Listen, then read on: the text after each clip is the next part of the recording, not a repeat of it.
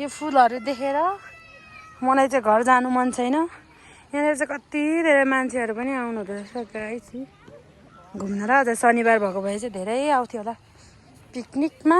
यता फुलै फुल।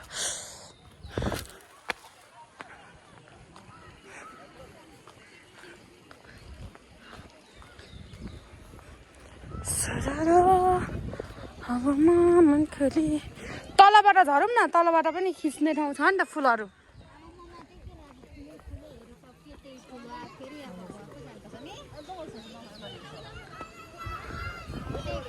उहाँ पर पनि त्यहाँ ठुल्ठुलो रहेछ पर्छौ।